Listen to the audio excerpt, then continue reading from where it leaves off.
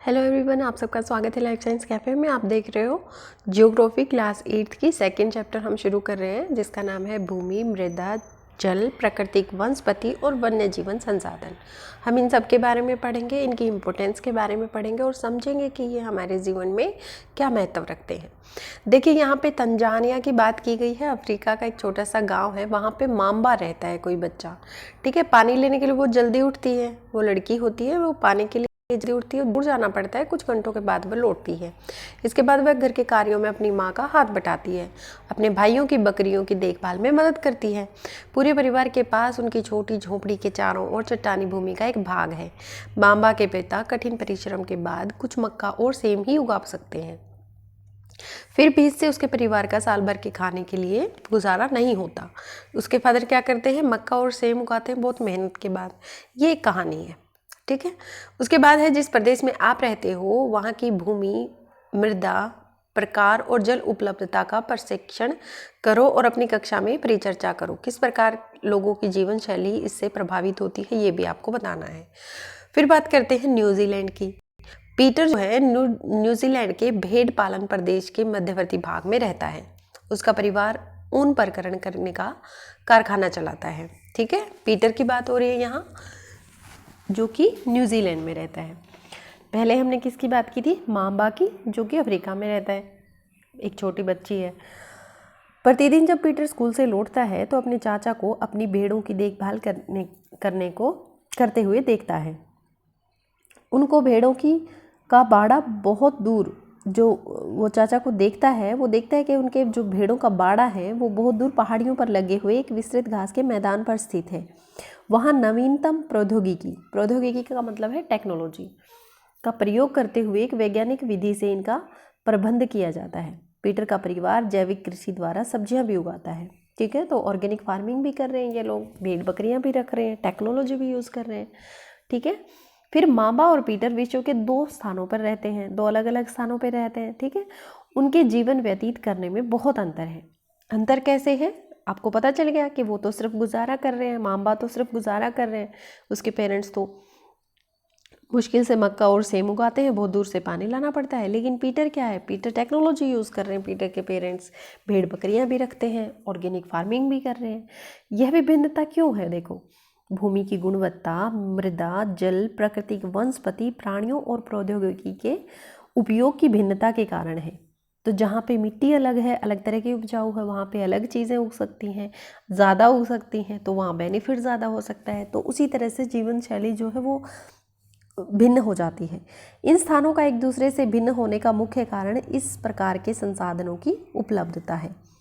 अच्छा, क्या देखो, विश्व की 90% जनसंख्या भूमि क्षेत्र के 30% भाग पर ही रहती है। मतलब जो हमारे वर्ल्ड की जनसंख्या है वो 30% भाग पर ही रहती है, और जो बाकी 70% भूमि है वहाँ या तो विरल जनसंख्या है या बहुत ही निर्जन है। ठीक है, फिर उसके बाद करते हैं भूमि की बात। भूमि वह महत्वपूर्ण प्राकृतिक संसाधन में शामिल है। भूपृष्ठ के कुल क्षेत्रफल का लगभग 30% भाग भूमि है। ठीक है, भूमि से यहाँ पे क्या समझ रहे हो, भूपृष्ठ है। ठीक है, पहाड़ भी भूपृष्ठ है, जो गड्ढे होते हैं वो भी भूपृष्ठ है, लेकिन उसमें से लगभग 30% भाग भूमि है जो बिल्कुल समतल है, उसकी बात कर रहे हैं यहाँ पे। यही नहीं, इस थोड़े से प्रतिशत के भी सभी भाग आवासीय योग्य नहीं है।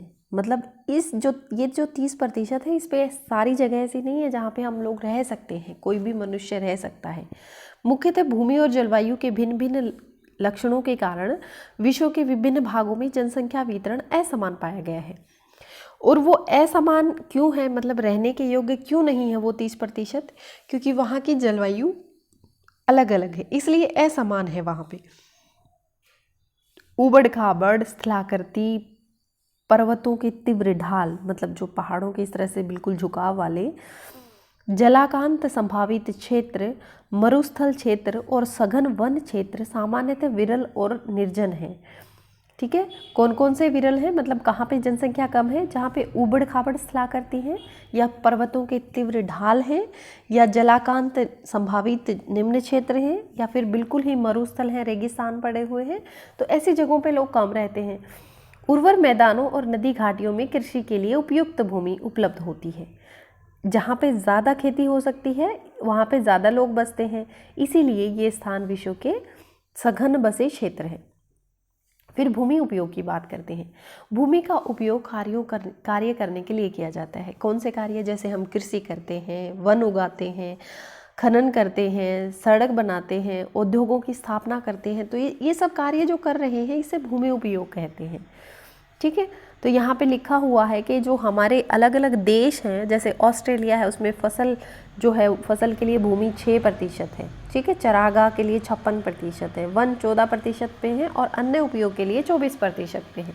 तो हर एक देश का यहाँ पे डिटेल दी गई है। तो आपको इसमें से बताना है कि जिसमें फसल, चरागाह और अन्य उपयोग के लिए भूमि का प्रतिशत सबसे अधिक है। मतलब इन सब का प्लस अगर हम करें, टोटल करें, तो किसका सबसे ज़्यादा है, और उसके हिसाब से आपने इनको सबसे कम वाले देश को निकालना है। जैसे फसल भूमि है, ठीक है, फसल भूमि के लिए कौन से देश की सबसे ज़्यादा ज़मीन यूज़ हो रही है, तो उसमें भारत है, देखो 57%। चरागाह में सबसे ज़्यादा किसकी हो रही है, इसी तरह से सबसे कम वाला भी आप देख सकते हो। ठीक है। क्या आप मामा और पीटर के परिवारों के भूमि उपयोग के भिन्न तरीकों की सूची बना सकते हैं? तो बताइए, आप बना सकते हैं कि नहीं। भूमि का उपयोग भौतिक कारणों का द्वारा निर्धारित किया जाता है। भौतिक कारण जैसे वहाँ की मिट्टी की आकृति कैसी है, वहाँ की मिट्टी कैसी है, वहाँ की जलवायु कैसी है, खनिज जल की उपलब्धता, ये सब क्या है। जहाँ पे लोग ज़्यादा रहते हैं वहाँ पे कम से कम जल तो उपलब्ध होना चाहिए ना। ऐसा नहीं है कि आप रहते एक देश में हो और आपको सैकड़ों मील दूर जाके पानी मिलता हो, ऐसी जगह पे तो कोई भी नहीं रहेगा। मानवीय कारक जैसे जनसंख्या, प्रौद्योगिकी की भूमि उपयोग प्रारूप के महत्वपूर्ण निर्धारक होते हैं। ठीक है। जनसंख्या कहाँ पे ज़्यादा रहती है? जहाँ पे भूमि ज़्यादा उपजाऊ है, जहाँ पे उद्योग धंधे ज़्यादा हैं। अब अपने घर पड़ोस में बुजुर्ग व्यक्तियों से बात किया करें। ठीक है। उनसे उनके टाइम में जो भूमि उपयोग में परिवर्तन हुए हैं उनके टाइम से और अब तक, उसकी एक सूची बनानी है और इसकी जानकारी कक्षा के सूचना पट पर प्रदर्शित करनी है। फिर है भूमि के बारे में एक नई और जानकारी आपको मिलेगी यहाँ पे कि जो स्वामित्व होता है उसके आधार पर भूमि को निजी भूमि और सामुदायिक भूमि के रूप में बांटा जा सकता है। निजी भूमि में किसी व्यक्ति का स्वामित्व होता है, जबकि सामुदायिक भूमि जो होती है उसमें एक समुदाय का स्वामित्व होता है, मतलब एक ग्रुप का। सामान्य रूप से इसका उपयोग समुदाय से संबंधित व्यक्तियों के लिए किया जाता है। ठीक है। मतलब उस जिस समुदाय के लोगों से वो ज़मीन जुड़ी हुई है उन्हीं के लिए ये किया जाता है, जैसे चारा, फलों और नट या औषधि बूटियों का एकत्रित करने के लिए। इस सामुदायिक भूमि को साझा संपत्ति संसाधन कहते हैं। साझा मतलब वो साझे की है, मतलब सबके साझे की है, सब लोग एक साथ उसको इस्तेमाल कर सकते हैं। और जो निजी भूमि होती है उसमें सिर्फ कुछ लोग, जिसका उस पर अधिकार होता है, वही इस्तेमाल कर सकता है। जनसंख्या और उसकी मांग सदैव बढ़ती रहती है। जनसंख्या बढ़ेगी तो उसकी डिमांड भी बढ़ेगी। सबको कपड़ा चाहिए, सबको रहने के लिए अच्छा घर चाहिए, सबको सारी चीज़ें चाहिए, लेकिन भूमि की उपलब्धता सीमित है। ज़मीन तो उतनी ही है, लोग ही तो बढ़ रहे हैं। अब क्या हो रहा है, स्थान के अनुसार भूमि की गुणवत्ता में अंतर हो जाता है। लोगों के सामुदायिक भूमि पर व्यापारिक क्षेत्र बनाने और नगरीय क्षेत्रों में घर बनाने और ग्रामीण क्षेत्रों में कृषि योग्य भूमि का विस्तार करने के लिए अनाधिकृत हस्तक्षेप करना शुरू कर दिया है। अब क्या हो रहा है, आपने जैसे देखा होगा, आपके आसपास में शहर होंगे या आप शहर में रहते होंगे, तो वहाँ पे क्या होता है, शहर की जो बाउंड्री है वो बढ़ रही है, गाँव को भी अपने लपेटे में ले रही है। वहाँ गाँव की ज़मीन को एक्वायर करके वहाँ पे फैक्ट्रियाँ लगाई जा रही हैं, वहाँ पे घर बनाए जा रहे हैं, वहाँ सेक्टर बनाए जा रहे हैं। तो इसी तरह से जो भूमि हमारे लिए खेती के लिए थी वो भी हमारी ख़त्म हो रही है। आज भूमि उपयोग प्रतिरूप में व्यापक परिवर्तन हमारे समाज में सांस्कृतिक परिवर्तनों को दर्शाते हैं। वर्तमान में कृषि और निर्माण संबंधी गतिविधियों के प्रसार के कारण निम्नीकरण, भूसंकलन, मृदा अपरदन, मरुस्थलीकरण पर्यावरण के मुख्य के लिए खतरा है। ठीक है, मतलब हम जो ज़मीन को हम खेती के लिए इस्तेमाल कर रहे थे, अब क्या हो गया, उसकी क्वालिटी कम हो गई, वहाँ पे भूसंखलन होने लग गई, मतलब मिट्टी कटने लग गई, मतलब ज़मीन जो है वो ख़राब हो गई। अब मृदा अपरदन, जैसे मिट्टी का बह जाना होता है पानी के साथ या हवा के साथ, या फिर वहाँ पे बंजर भूमि बन जाती है, मरुस्थलीकरण हो जाता है, वहाँ पे बिल्कुल पानी ख़त्म हो रहा है। इस तरह से ये खतरा है हमारे लिए। अब जैसे इस पिक्चर में दिखाया गया है, इस ध्यान से देखो, जो बहुत स्टार्टिंग में होता था, देखो यहाँ पे एक झोपड़ी थी, यहाँ पे लोग पैदल चल रहे हैं, अपना काम कर रहे हैं, दूर दूर स्थानों पे झोपड़ियाँ हैं, यहाँ पे खेत हैं। दूसरे पिक्चर में आपने देखा कि ये झोपड़ी हट गई, यहाँ पे पक्के मकान बन गए, यहाँ पे थोड़ा सा रोड भी दिख रहा है, वहाँ पे लोग घूम रहे हैं, जहाँ जहाँ झोपड़ियाँ वहाँ पे मकान बन गए। तीसरे में देखो यहाँ पे कितना अर्बनाइजेशन हो गया है, यहाँ पे गाड़ियाँ चलने लग गई, यहाँ से खेत ख़त्म हो गया, यहाँ पे बिल्डिंग बन गई है, जहाँ पे एक पक्का मकान था वहाँ पे बिल्डिंग बन गई है, बसें चल रही हैं। अब देखो ये बिल्कुल शहर का रूप ले लिया इसने, बहुत ऊंची ऊंची इमारतें हैं, स्ट्रीट लाइट्स हैं, यहाँ पे वो जो खेत था उसकी जगह पार्क ने ले ली है। तो इस तरह से चीज़ें बदल रही हैं हमारी। फिर भूमि संसाधन का संरक्षण, इस तरह से हम बचा सकते हैं भूमि को। देखो बढ़ती जनसंख्या और इसकी बढ़ती मांग के कारण भूमि, वन भूमि और कृषि योग्य भूमि का बड़े पैमाने पर विनाश हुआ है। मतलब हमारी जनसंख्या बढ़ रही है, उनको रहने के लिए घर चाहिए, इसके लिए पेड़ काटने पड़ रहे हैं, वनों को ख़त्म किया जा रहा है, जो खेती के लायक ज़मीन थी उस पर घर बनाए जा रहे हैं। तो हमारी जनसंख्या के कारण ये हो रहा है। इससे इस प्राकृतिक संसाधन के समाप्त होने का डर पैदा हो गया है, मतलब ये खत्म ही हो जाएगी इस तरह से। तो इसलिए विनाश की वर्तमान दर को रोकना चाहिए, मतलब जो हम ये काम कर रहे हैं इसे रोकना चाहिए। वन रोपण, भूमि उद्धार, प्राकृतिक कीटनाशकों और उर्वरकों के विनियमित उपयोग और अतिचारण पर रोक कर भूमि संरक्षण में हम मदद कर सकते हैं। मतलब देखो, एक तो हम वैसे ही भूमि को ख़त्म कर रहे हैं, दूसरा जितनी भूमि हमारे पास है उसमें हम कीटनाशक जो होते हैं उनका इस्तेमाल कर रहे हैं, है ना, फैक्ट्री से बनी हुई खाद इस्तेमाल कर रहे हैं, तो उससे हमारी भूमि की क्वालिटी ख़त्म हो रही है। अपक्ष क्या होता है, वर्तमान जो तापमान परिवर्तन होता है, तुषार क्रिया होती है, या पौधे या प्राणियों के किसी क्रियाकलाप के कारण जो अनावरित शैल होती है उनको टूट जाना, उनका क्षय हो जाना ही अपक्ष कहलाता है। ठीक है, तो इसी से मिट्टी बनती है हमारी। यहाँ पे देख लेते हैं भूसंकलन क्या होता है। देखिए, भूसंकलन जो होता है सामान्य रूप से शैल, मलबा या ढाल के गिरने वाली मिट्टी के वृत्त संचालन के रूप में परिभाषित किया जाता है। ये प्राय भूसंकलन क्यों होता है, भूकंप, बाढ़ या ज्वालामुखी के साथ घटित हो जाता है ना। हमारी मिट्टी जो होती है वो बहुत बड़ी मतलब मात्रा में टूट जाती है। लंबे समय तक भारी वर्षा होने से भूसंकलन होता है। ठीक है, एक तो बाढ़, भूकंप, ज्वालामुखी, दूसरा भारी वर्षा से भी हो जाता है। नदी के प्रवाह को कुछ समय के लिए अवरुद्ध कर देता है ये। जैसे ही मिट्टी वहाँ से टूट जाएगी तो वहाँ पे नदी का प्रभाव रुक जाएगा, प्रवाह जो है, नदी का बहाव जो है वो रुक जाता है। और इस तरह से जब नदी रुक कर दोबारा से अचानक फूटती है तो फिर जो निचली घाटियों में आवास होते हैं वो विध्वंस हो जाते हैं, वहाँ पे विनाश हो जाता है। पहाड़ी भूभाग में भूसंकलन एक मुख्य और विस्तृत रूप से फैली प्राकृतिक आपदा है। जो पहाड़ी भाग होता है हमारा, उसमें मुख्य रूप से विस्तृत फैली आपदा है जो प्राय जीवन और संपत्ति को आघात पहुंचाती है। पहाड़ी इलाकों में ये ज़्यादा होता है और चिंता का एक मुख्य विषय भी है। एक वस्तु स्थिति अध्ययन करते हैं। देखो, हिमाचल प्रदेश की यहाँ पे बात की है। हिमाचल प्रदेश के किन्नौर जिले में एक गांव है, पंजी गांव। ठीक है, वहाँ पे भूसंकलन हुआ था और उसमें राष्ट्रीय महामार्ग 22, जिसको हिंदुस्तान तिब्बत सड़क भी कहते हैं, उसी के नाम से जाना जाता है उसमें 200 मीटर का भाग जो है वो नष्ट हो गया था। याद रखना है आपने, ये एक अध्ययन है, ये सच्ची बात है कि हिमाचल प्रदेश के किन्नौर जिले के पंजी गांव में भूसंकलन हुआ, जिसके कारण राष्ट्रीय महामार्ग 22 की पुरानी जो हिंदुस्तान तिब्बत सड़क है उसका 200 मीटर भाग नष्ट हो गया। भूसंकलन पंजी गांव की तीव्र विस्फोटन द्वारा हुआ था। ठीक है, किसकी वजह से हुआ था, विस्फोटन की वजह से हुआ था। विस्फोटन के कारण डाल का ये कमजोर क्षेत्र नीचे गिर गया। जब विस्फोट हुआ तो जो कमजोर हिस्सा था, जो हिंदुस्तान तिब्बत सड़क का 200 मीटर का हिस्सा था, कमजोर था, तो वो नीचे गिर गया, जिसके कारण सड़क और गांव के आसपास के क्षेत्र को बहुत हानि हुई। फिर पंजी गांव को मानव विनाश से बचाने के लिए पूरी तरह से खाली करा दिया गया। ठीक है, तो जो कमजोर हिस्सा है वो तो उसकी लपेट में आ ही जाता है, लेकिन हमें इस तरह के विस्फोट नहीं करने चाहिए।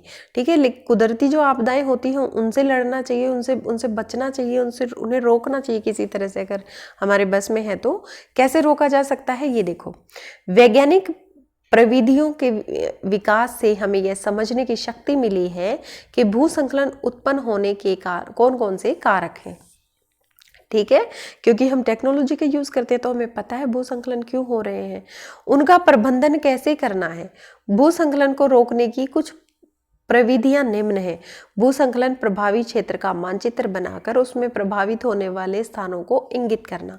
सबसे पहले तो हम सबको ये पता होना चाहिए कि सपोज ये हमारा मैप का कोई हिस्सा है और इसमें यहाँ पे भूस्खलन हो सकता है।